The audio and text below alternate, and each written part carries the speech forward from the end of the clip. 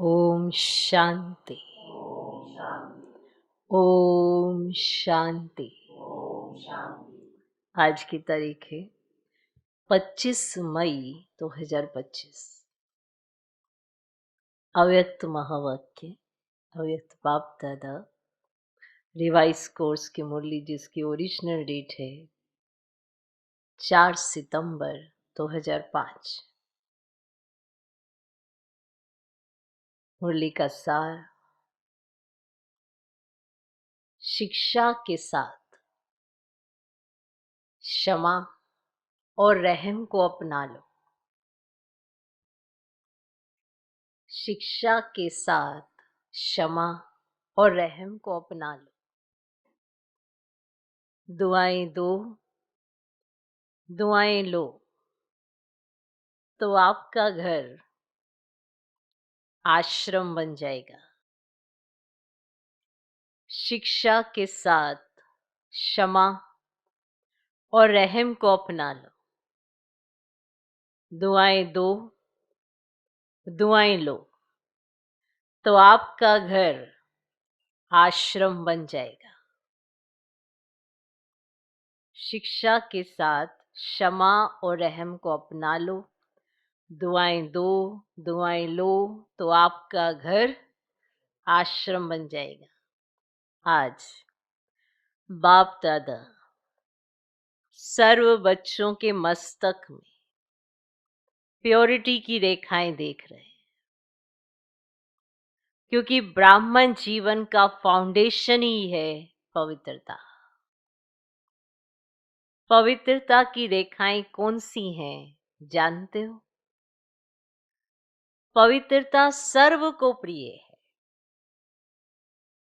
पवित्रता सुख, शांति, प्रेम, आनंद की जननी है।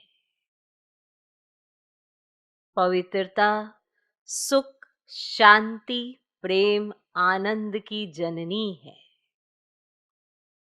पवित्रता मानव का सच्चा श्रृंगार है। पवित्रता मानव का सच्चा श्रृंगार है। पवित्रता नहीं तो मानव जीवन का मूल्य नहीं।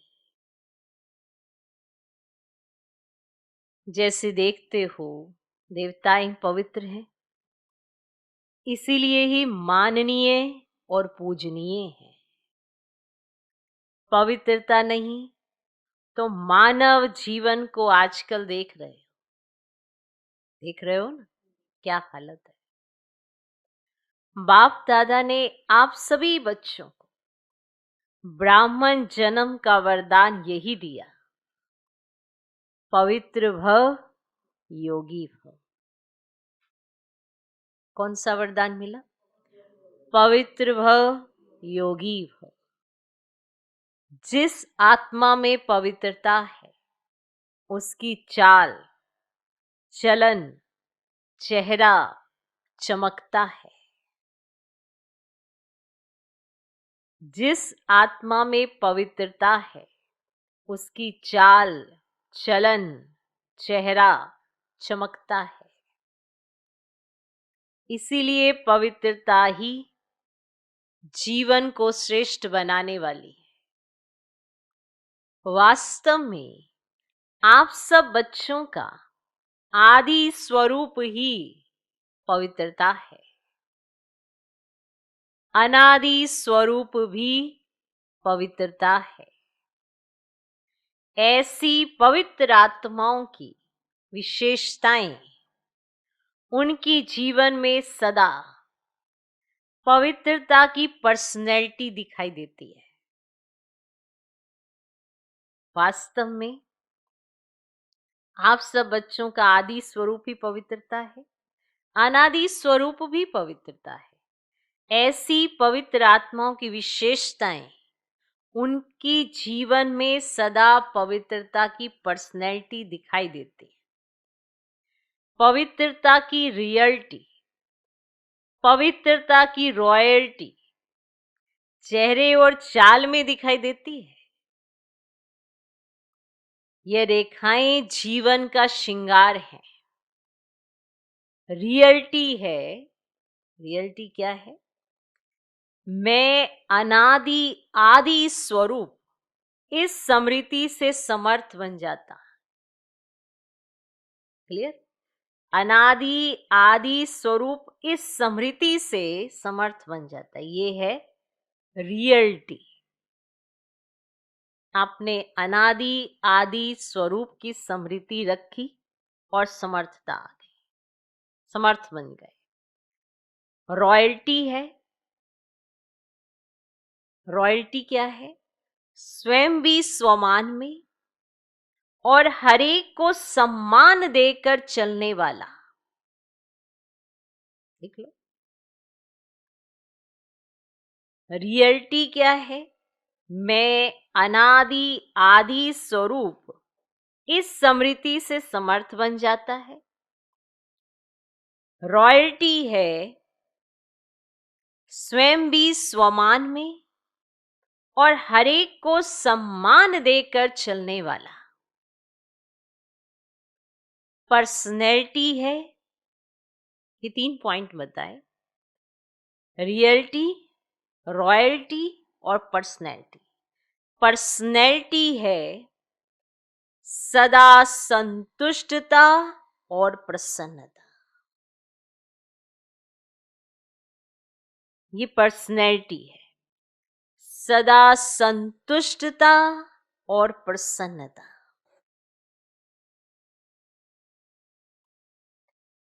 स्वयं भी संतुष्ट और अन्य को भी संतुष्ट करने वाले। तो रियलिटी, रॉयल्टी और पर्सनैलिटी। रियलिटी, रॉयल्टी और पर्सनैलिटी। पर्सनैलिटी क्या है?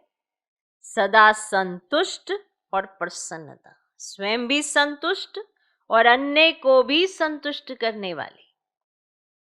पवित्रता से प्राप्तियां भी बहुत है। बाप दादा ने आप सभी बच्चों को क्या क्या प्राप्ति कराई है वे जानते हो ना? कितने खजानों से भरपूर किया है। अगर प्राप्तियों को स्मृति में रखें तो भरपूर हो जाए। अगर प्राप्तियों को स्मृति में रखें तो भरपूर हो जाए। सबसे पहला खजाना दिया है, लिख लो। सबसे पहला खजाना दिया है ज्ञान का खजाना,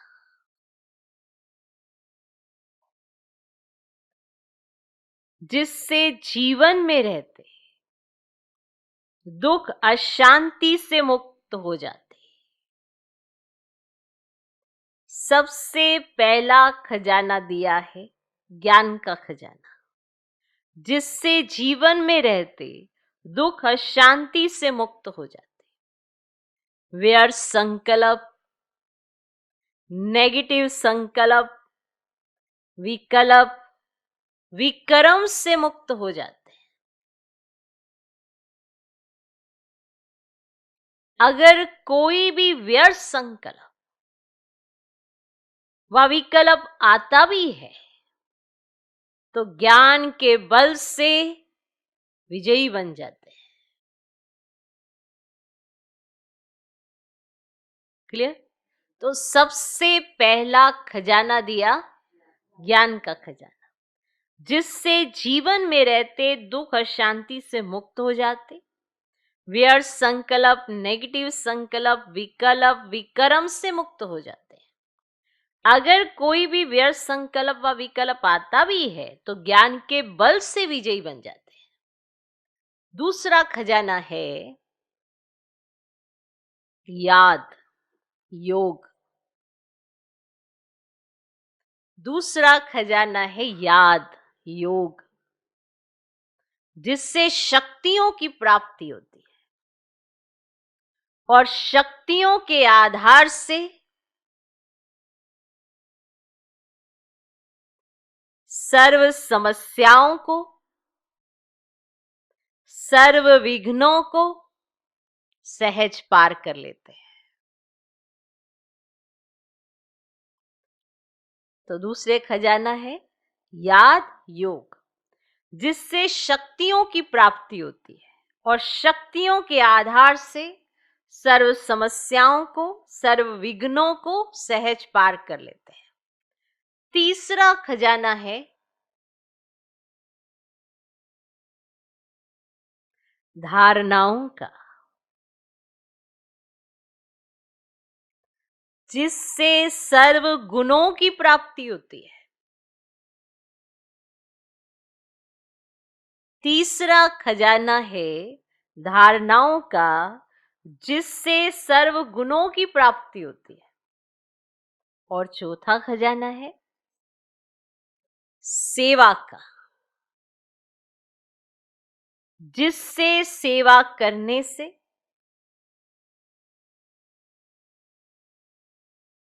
जिसकी सेवा करते हो उसकी दुआएं मिलती हैं। सेवा करने से और जिसकी सेवा करते हो उसकी दुआएं मिलती हैं, खुशी प्राप्त होती है।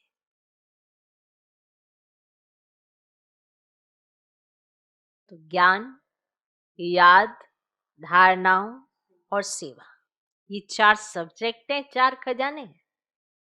क्या क्या प्राप्ति होती है याद करो।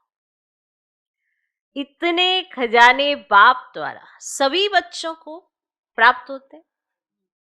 बाप सभी को एक जैसे ही खजाने देते हैं, कोई को कम, कोई को ज्यादा नहीं देते हैं, लेकिन लेने वालों में फर्क हो जाता है। कोई बच्चे तो खजाने को प्राप्त कर खाते पीते मौज करते और फिर मौज में खत्म कर देते हैं, और कोई बच्चे खाते पीते मौज करते जमा भी करते हैं, और कोई बच्चे कार्य में भी लगाते हैं लेकिन बढ़ाते जाते हैं। और बढ़ाने की चाबी है, चाबी देख लो, चाबी देख लो, खजाने को स्व के प्रति और दूसरों के प्रति यूज करना। खजाने को स्व के प्रति और दूसरों के प्रति यूज करना, ये है चाबी। तो यूज करना आता है, वह बढ़ाता है। यूज करना आता है, वह बढ़ाता है। तो अपने आप से पूछो कि ये विशेष खजाने जमा है? पूछो अपने आप से, क्या ये विशेष खजाने जमा है? जमा है? क्या कहेंगे, हाँ या थोड़ा थोड़ा? जिसके पास ये खजाने जमा हैं वह सदा भरपूर रहता है। देखो, कोई भी चीज भरपूर रहती है ना तो हलचल नहीं होती है। अगर भरी हुई होगी तो हलचल नहीं होती है। क्यों? क्योंकि वो भरपूर है। अगर भरपूर नहीं होती तो हलचल होती है, हिलती है। कोई भी चीज को अगर पूरी रीति से भर नहीं दो तो वह हिलती है। तो यहां भी अगर सर्व खजानों से भरपूर नहीं है तो हलचल होती है। अगर भरपूर है तो हिलेंगे डुलेंगे नहीं, हलचल नहीं होगी। और अगर भरपूर नहीं है तो हलचल होगी। सदा ये नशा रहे कि बाप के खजाने मेरा जन्म सिद्ध अधिकार है। ये नशे की पॉइंट है और ये अनुभव करने की पॉइंट है। सदा ये नशा रहे कि बाप के खजाने मेरा जन्म सिद्ध अधिकार है। बाप ने दिया, आपने लिया, तो सब खजाने किसके हुए? बाप ने दिया, आपने लिया, तो सब खजाने किसके हुए? आपके हो गए ना। तो जिसके पास खजाने हैं वे कितना नशे में रहता है। जैसे छोटा सा राजा का लड़का राजकुमार होता है, पता भी नहीं होता है कि बाप के पास क्या क्या खजाना है, लेकिन नशा रहता है कि बाप के खजाने मेरे खजाने, और खजाने की खुशी में रहता है छोटा, पर उसे पता है कि मेरा बाप राजा है और उसके पास खजाने हैं। तो उसके पास कितने खजाने ये नहीं पता होता, पर ये पता उसके पास खजाने हैं, और उसके पास जो खजाने हैं वो मेरे खजाने हैं। तो वो नशे में रहता है ना। अगर खुशी कम रहती है तो उसका कारण क्या होता है? बाप ने तो खजाने दिए हैं, लेकिन एक है सुनने वाले, दूसरे हैं समाने वाले। जो समाने वाले हैं ना, वे नशे में रहते हैं। एक ने तो सुना, हाँ ये खजाना है ज्ञान का, योग का, धारणाओं का, सेवा का खजाना है, ठीक है। एक ने समाया, क्योंकि जो बाप के पास है वो मेरा है, जैसा बाप वैसा मैं। एक ने समा लिया तो उससे नशा रहता है। क्लियर? आज नए नए बच्चे भी आए हैं। बाप दादा आप लक्की बच्चों को आप सबके भाग्य की मुबारक दे रहे हैं। अपने भाग्य को पहचाना है। परमात्म प्यार, अविनाशी प्यार, जो सिर्फ एक जन्म नहीं चलता, अनेक जन्म सदा ही प्यार कायम रहता है। क्योंकि ये जो समय चल रहा है, ये समय भी संगम युग, भाग्यवान युग है। सतयुग को भी भाग्यवान कहते हैं, लेकिन वर्तमान संगम युग का समय उससे भी भाग्यवान है। क्यों? इस संगम युग में ही बाप द्वारा अखंड भाग्य का वरदान वर्षा प्राप्त होता है। तो ऐसे संगम युग में, भाग्यवान समय में आप सभी अपना भाग्य लेने के लिए पहुंच गए हो। बाप दादा बच्चों को बहुत एक सहज पुरुषार्थ की विधि सुनाते हैं।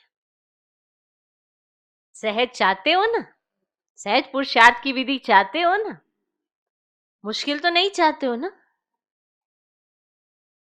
इन बच्चों को, माना बाबा ने पुराने बच्चों की तरफ देख के कहा, इन बच्चों को, माना पुराने बच्चों को तो भाग्य की सहज विधि मिल गई है, मिली है ना? सबसे सहज, और कुछ भी नहीं करना, और कुछ नहीं करना, सिर्फ एक बात करना। ठीक है? एक बात तो कर सकते हो ना? एक बात तो कर सकते हो ना? हाँ करो या ना करो? कहो हाँ जी। तो सबसे सहज विधि है, लिख लो विधि। सबसे सहज विधि है, अमृत वेले से लेके सबको जो भी मिले, अमृत वेले से लेके सबको जो भी मिले, उससे दुआएं लो और दुआएं दो। जो भी मिले, अमृत वेले से लेके सबको जो भी मिले आपको,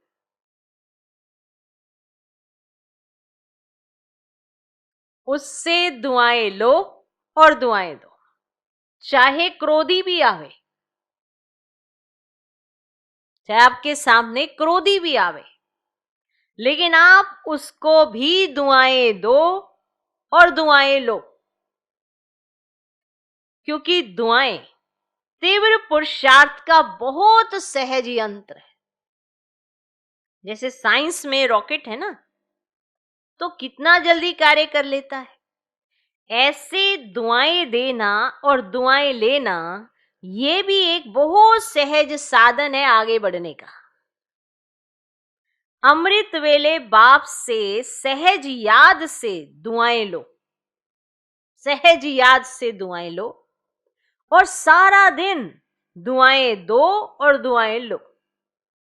ये कर सकते हो? कर सकते हो तो हाथ उठाओ। अमृत वेले से लेकर जो भी मिले आपको, दुआएं देनी है, दुआएं लेनी है, दुआएं देनी है, दुआएं लेनी, कर सकते हो। कोई बद्दुआ दे तो क्या करेंगे? वरना आप चले दुआएं देने और सामने से कोई बद्दुआ दे तो क्या करेंगे?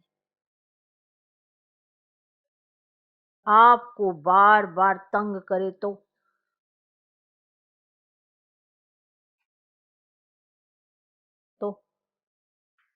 देखो, आप परमात्मा के बच्चे, दाता के बच्चे, दाता हो ना, मास्टर दाता तो हो। तो दाता का काम क्या होता है? देना। तो सबसे अच्छी चीज है दुआएं देना। कैसा भी व्यक्ति हो, लेकिन है तो आपका भाई बहन। सुनो, ध्यान से सुनो, ध्यान से सुनो, शर्माने की कोशिश करो। चाहे कैसा भी कोई व्यक्ति है तो आपका भाई बहन। परमात्मा के बच्चे तो भाई बहन हो ना। तो परमात्मा का बच्चा है, मेरा ईश्वरीय भाई है, ईश्वरीय बहन है, उसको क्या देंगे? बद्दुआ देंगे क्या? आप अपने भाई बहनों को बद्दुआ देते? नहीं नहीं। आपका ईश्वरीय भाई है, ईश्वरीय बहन है, आप क्या उसको बद्दुआ देंगे क्या? बाप कभी बद्दुआ देता है? देगा? देता है? हाँ या ना? हाँ ना करो। बहुत खुश रहेंगे। क्यों? अगर बद्दुआ वाले को भी आप दुआ देंगे, वह दे ना दे, लेकिन आप दुआ देंगे, तो दुख क्यों होगा? वो सामने से बद्दुआ दे रहा है, पर आपने दुआ ही देनी है, तो आपको दुख क्यों होगा? आपको होगा क्या? वो भले बद्दुआ दे, ये नहीं कहना तू दे दे बद्दुआ, मैं तो तेरे को दुआ दे रहा हूं, ये कहने की बातें नहीं है। सुनो और समझो, प्रैक्टिकल करने की बात करो। लड़ना तो आसान है, शांत रहना, दूसरे की बात को समझने के अपने आप को भी शांत रखना, ये थोड़ा डिफिकल्ट है। लड़ना तो आसान है।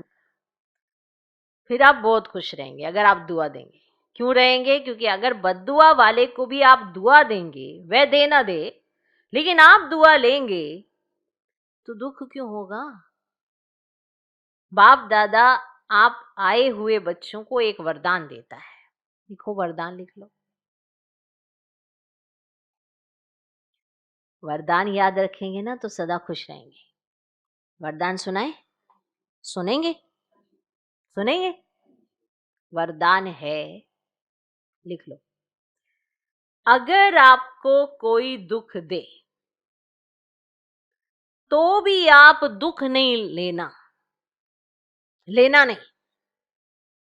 अगर कोई आपको दुख दे तो भी आप दुख लेना नहीं। वह दे, लेकिन आप नहीं लेना। कोई आपको दुख दे, आप लेना नहीं। वह दे, आप नहीं लेना। क्योंकि देने वाले ने दे दिया, लेकिन लेने वाले तो आप हो ना। कोई भी चीज है हम आपको देंगे, हम तो दे रहे हैं, आप जब तक लेंगे ही नहीं तो आपके हाथ में कैसे जाएगी? आपके ऊपर है ना, आपने लेनी है नहीं लेनी है। चलो, हम तो आपको देना चाहते हैं, आप लेना चाहते हैं या नहीं लेना चाहते। आप अगर कोई आपको दुख की बात कहता है, आपने उस पर दुख फील करना है नहीं करना, आपकी चॉइस है। आपको उसने कुछ कहा, आपने फील कर लिया तो होते रहो दुखी। बाबा ने तो आपको नहीं कहा कि किसी की बात पर दुखी हो जाओ, नहीं कहा।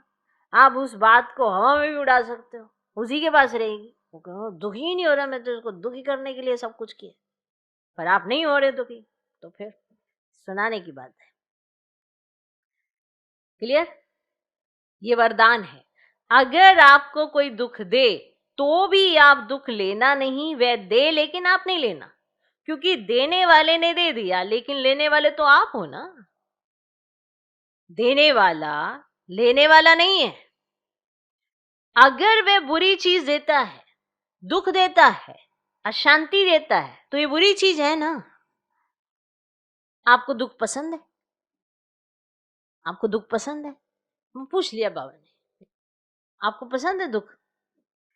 नहीं पसंद है ना, तो बुरी चीज हो गई ना। तो बुरी चीज ली जाती है क्या? ली जाती है क्या? कोई आपको बुरी चीज देवे तो आप ले लेंगे? वो ऐसे हाथ में आपके पकड़ा दी, जरा उधर तक दे के आना, दे लेंगे क्या? नहीं नहीं, आप तो सहयोग दे रहे हैं, ले लेंगे क्या? नहीं लेंगे ना। बुरी चीज ली जाती है क्या? कोई आपको बुरी चीज देवे तो आप लेंगे? नहीं लेंगे ना। पक्का करा रहे, लेंगे? नहीं लेंगे ना। पक्का नहीं ले लेंगे। तो लेते क्यों? तो लेते क्यों हो? ले लेते हो ना। अगर दुख ले लेते हो तो दुखी कौन होता है? आप होते हो या वह होता है जिसने आपको दुख दिया? तो बताओ, अगर दुख ले लेते हो तो दुखी कौन होता है? आप होते हो वह होता है? लेने वाला ज्यादा दुखी होता है। अगर अभी से दुख लेंगे नहीं तो आधा दुख तो आपका दूर ही हो गया। आपने लिया ही नहीं दुख, लेंगे ही नहीं ना। और आप दुख के बजाय उसको सुख देंगे तो दुआएं मिलेंगी ना। तो सुखी भी रहेंगे और दुआओं का खजाना भी भरपूर होता जाएगा। हर आत्मा से कैसी भी हो, आप दुआएं लो। शुभावना शुभकामना रखो। कभी कभी क्या होता है, कोई ऐसा काम करता है ना, तो कोशिश करते हैं शिक्षा देने की। कोई ऐसा काम करता है ना, तो कोशिश करते हैं उस समय उसको शिक्षा देने की, इसको सिखा दे जरा, हम इसको ठीक कर दो। शिक्षा देते हो। कोई ऐसा काम कर रहा है, उसको ठीक करने की कोशिश पर लगे। आप जब उसे ठीक कर रहे हो, वो ठीक हो जाए, तो आज इसको ठीक कर दूं। ये हर बार इसकी यही वाली एक्टिविटी ना बड़ी पसंद करते, बड़ी वियर्ड सी एक्टिविटी करते, ठीक हो जाता है वो। आप जब उसे कहते हो ठीक कर दूं तो हो जाता है ठीक। शिक्षा दो, लेकिन शिक्षा देने की सर्वोत्तम विधि है कि क्षमा का रूप बन करके शिक्षा दो।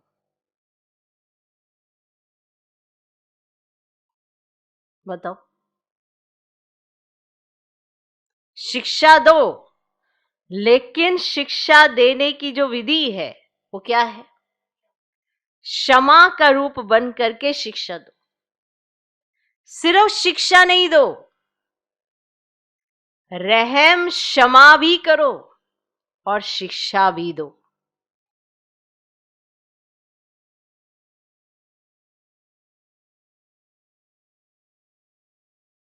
दो शब्द याद रखो, शिक्षा और क्षमा, रहम।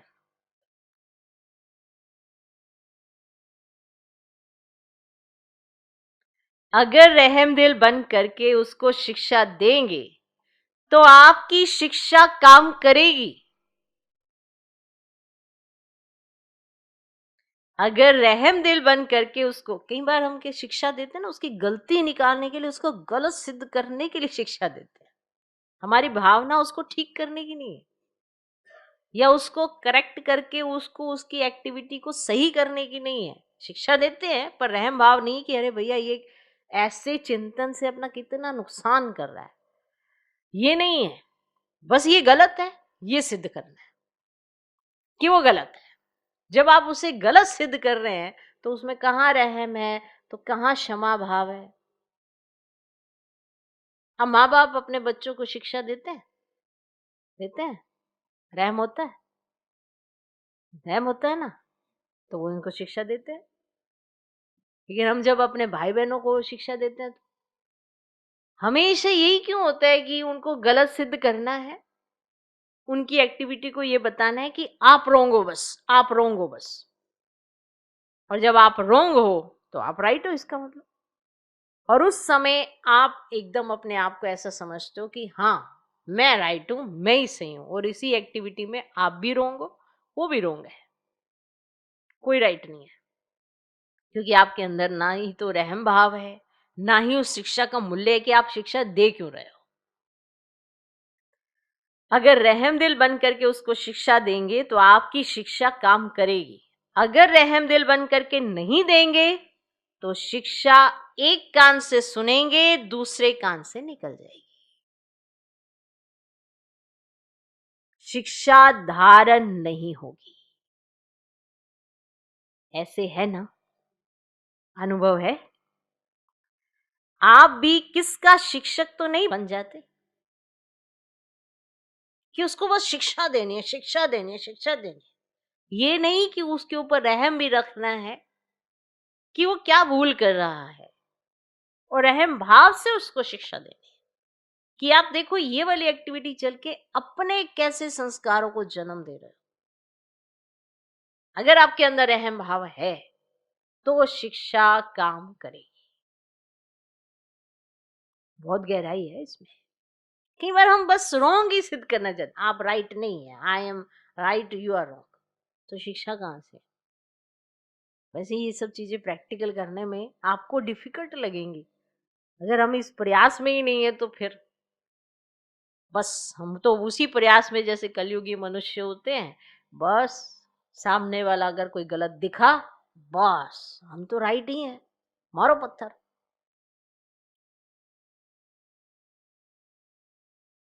बहुत विशेष पॉइंट है। कहीं आप भी किसका शिक्षक तो नहीं बन जाते। शिक्षक बनना जल्दी आता है, लेकिन क्षमा करना दोनों साथ साथ चाहिए। क्षमा करना दोनों साथ साथ चाहिए। शिक्षा दी, साथ में क्षमा भी किया कि आपकी ये एक्ट अच्छी नहीं है, हाँ ठीक है, अच्छी नहीं है, लेकिन आपके अंदर की भावनाएं कैसी हैं उसके प्रति, तो दोनों साथ साथ चाहिए। अभी से रहम रहम करने की विधि है शुभ भावना, शुभकामना।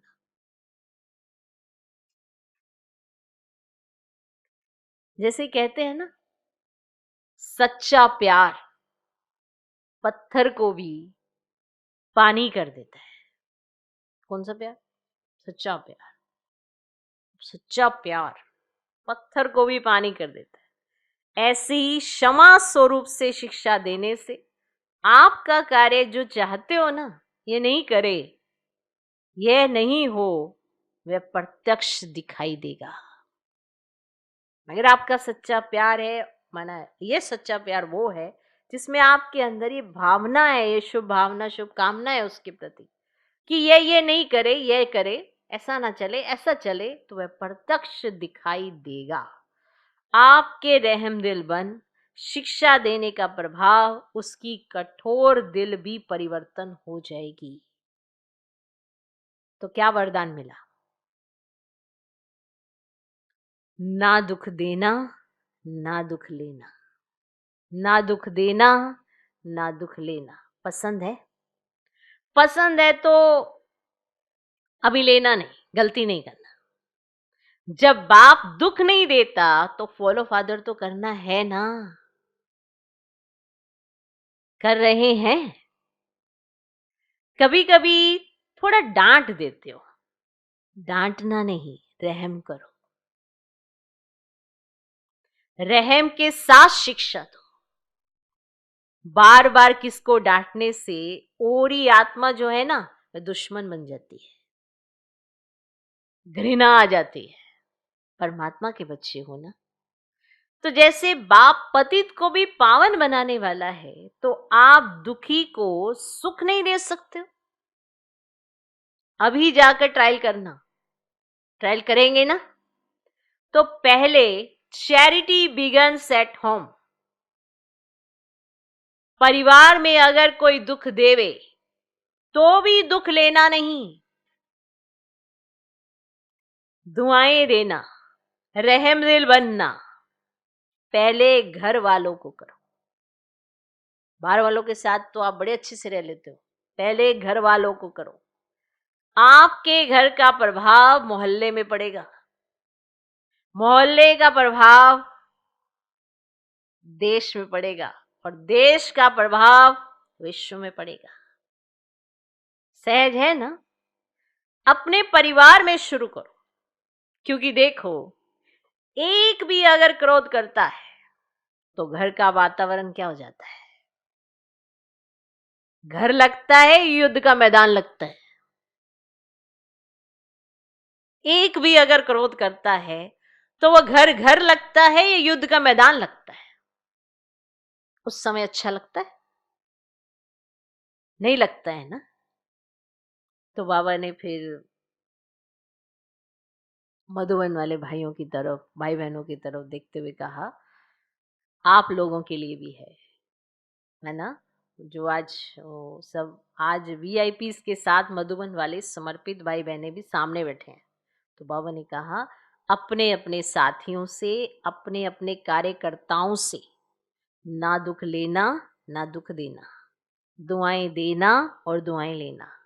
अगर आप अधिकार से ऐसे समय पर भी दिल से मेरा बाबा कहेंगे, परमात्मा बाबा, मेरा बाबा, तो कहावत है ना कि भगवान सदा हाजिर है।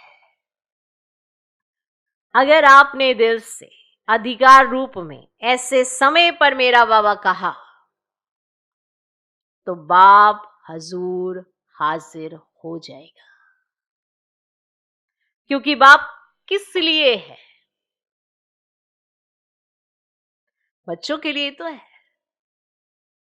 और अधिकारी बच्चे को बाप सहयोग नहीं दे, ये हो ही नहीं सकता है, असंभव।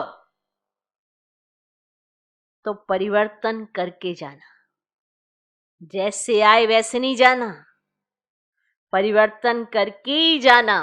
क्योंकि देखो इतना खर्चा करके आए हो, टिकट तो लगी ना, खर्चा भी किया, समय भी दिया, तो उसकी वैल्यू तो रखेंगे ना। तो वैल्यू है स्व परिवर्तन से पहले घर का परिवर्तन, फिर विश्व का, देश का परिवर्तन। आपका घर आश्रम बन जाए, घर नहीं आश्रम। वैसे शास्त्र भी कहते हैं ग्रस्त आश्रम, लेकिन आज आश्रम नहीं है। आश्रम अलग है, घर अलग है। तो घर को आश्रम बनाना, दुआएं लेना और देना, ये आश्रम का कार्य है। आपका घर मंदिर बन जाएगा। मंदिर में मूर्ति क्या करती है? दुआएं देती है ना। मूर्ति के आगे जाकर क्या कहते हैं? दुआ दो। मर्सी मर्सी कहकर चिल्लाते हैं। तो आपको भी क्या देना है? दुआ। ईश्वरीय प्यार दो, आत्मिक प्यार, शरीर का प्यार नहीं, आत्मिक प्यार। आज प्यार है तो स्वार्थ का प्यार है, सच्ची दिल का प्यार नहीं है। स्वार्थ होगा तो प्यार देंगे, स्वार्थ नहीं होगा तो डोंट केयर। सच्ची दिल का प्यार नहीं है, स्वार्थ है, स्वार्थ का प्यार है। स्वार्थ है तो प्यार देंगे, अगर स्वार्थ नहीं तो डोंट केयर। तो आप क्या करेंगे? आत्मिक प्यार देना, दुआ देना, दुख ना लेना, ना दुख देना।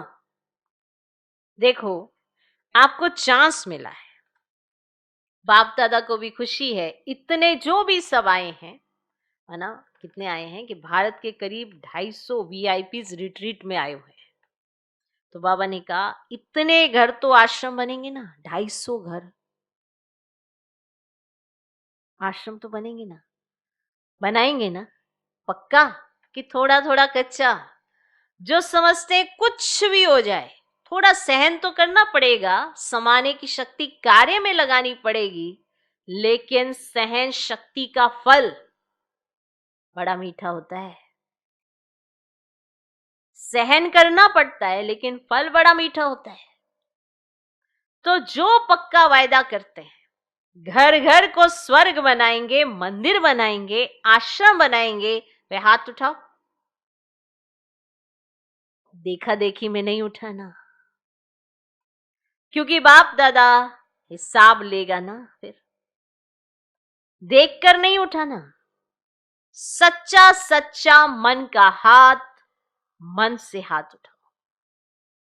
अच्छा दादियां, इनको इसकी क्या प्राइस देंगे? बाबा ने दादियों की तरफ देखा और बाबा ने दादियों से पूछा, जो ये करेंगे, हर एक का घर आश्रम बनेगा, तो इनको इसकी क्या प्राइस देंगे? हाँ बोलो दादी, इतने मंदिर बन जाएंगे तो आप उसको क्या प्राइस देंगी? फिर दादियों ने कहा, बाबा अपने घर वालों को ले आवे। बाबा कहते, ये तो प्राइज नहीं दी, ये तो काम सुना दिया कि अपने घर वालों को ले आवे। ये कोई प्राइज थोड़ा हुई, ये तो आपने काम सुना दिया। तो बाबा कहते, ये ऐसे बाबा ने कहा। फिर दादी ने कहा, बाबा जो आज्ञा करेंगे। तो बाबा ने कहा, देखो प्राइज तो आपको मिल जाएगी, कोई बड़ी बात नहीं है, लेकिन है। लेकिन बोले, आप जाने के बाद अपनी धारणा से परिवर्तन करना, और 15 दिन के बाद, मास के बाद अपनी रिजल्ट लिखना। जो एक मास भी दुख नहीं लेगा, ना देगा, उसको बहुत अच्छी प्राइस देंगे। अगर आप आएंगे तो मुबारक है, अगर नहीं आ सकेंगे तो भी सेंटर पर भेजेंगे आपकी प्राइस। अच्छा, चारों ओर के देश विदेश के बच्चों की याद बाप दादा को मिली है, चाहे फोन द्वारा याद भेजी है, चाहे पत्र द्वारा, चाहे दिल में याद किया है। तो बाप दादा सभी बच्चों, चाहे भारत के चाहे विदेश के, रिटर्न में दुआएं और याद प्यार पदम गुना दे रहे हैं। चारों ओर के परमात्म प्यार के अधिकारी बच्चों को, चारों ओर के सर्व खजानों से भरपूर, निर्विघ्न, निर्विकल्प, निर्व्यर्थ संकल्प रहने वाली श्रेष्ठ आत्माओं को, साथ साथ करने और कराने के उमंग उत्साह में उड़ने वाले बच्चों को, सबको सच्ची दिल का समाचार देने वाले सच्चे दिल को विशेष दिलाराम के रूप में, बाप के रूप में, शिव के रूप में, सतगुरु के रूप में पदम गुना याद प्यार। हम रूहानी बच्चों की भी रूहानी बाप दादा को नमस्ते नमस्ते नमस्ते।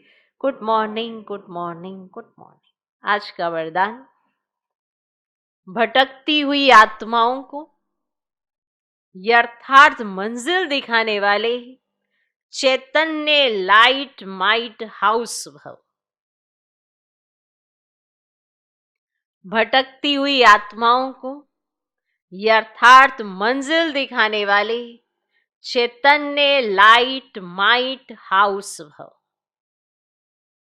भटकती हुई आत्माओं को यथार्थ मंजिल दिखाने वाले चैतन्य लाइट माइट हाउस भव। किसी भी भटकती हुई आत्मा को यथार्थ मंजिल दिखाने के लिए चैतन्य लाइट माइट हाउस बनो। इसके लिए 2 बातें ध्यान पर रहे। एक, हर आत्मा की चाहना को परखना। जैसे योग्य डॉक्टर उसे कहा जाता है जो नब्ज को देख जानता है, ऐसे परखने की शक्ति को सदा यूज करना। जो नब्ज को जानता है उसे कहते हैं योग्य डॉक्टर है। दूसरा, सदा अपने पास सर्व खजानों का अनुभव कायम रखना। अपने पास सर्व खजानों का अनुभव कायम रखना। सदा ये लक्ष्य रखना कि सुनाना नहीं है, लेकिन सर्व संबंधों का, सर्व शक्तियों का अनुभव कराना है। आपके पास अनुभव होगा तो आप दूसरों को करा सकेंगे।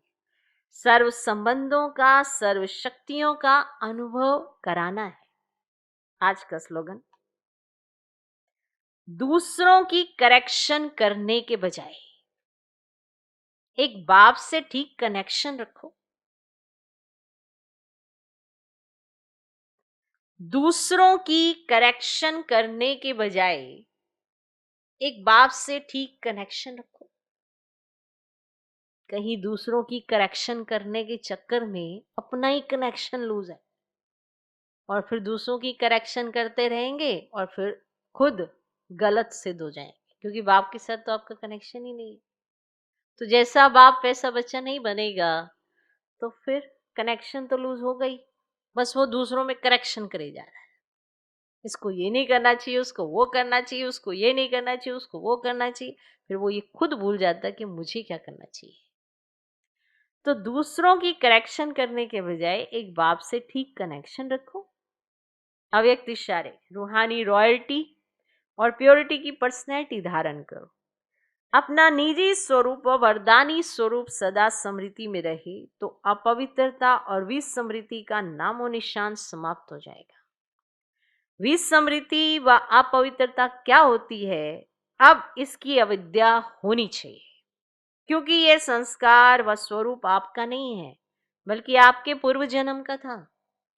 अभी आप ब्राह्मण हो, ये तो शूद्रों के संस्कार व स्वरूप है। ऐसे अपने से भिन्न अर्थात दूसरे के संस्कार अनुभव करना, इसको कहा जाता है न्यारा और प्यारा। ओम शांति।